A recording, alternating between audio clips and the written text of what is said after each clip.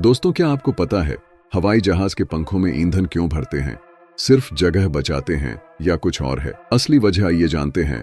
Aviation expert Rebecca Williams ने बताया कि जहाज के संतुलन को बनाए रखने के लिए ईंधन को जहाज के पंखों में स्टोर किया जाता है। ईंधन का वजन ज्यादा होता है और अगर इसे एयरक्राफ्ट की मेन बॉडी में कहीं स्टोर किया जाएगा तो सामान रखने की जगह कम हो जाएगी। फ्यूल को प्लेन के पिछले हिस्से में रखने से फ्लाइट का वजन बढ़ जाएगा और प्लेन जैसे ही उड़ेगा तो बैलेंस बिगड़ जाएगा। फ्यूल खत्म होने पर लैंडिंग के वक्त इसका आगे का हिस्सा झुक जाएगा। संतुलन की इसी समस्या से बचने के लिए फ्यूल को विंग्स में स्टोर करते हैं।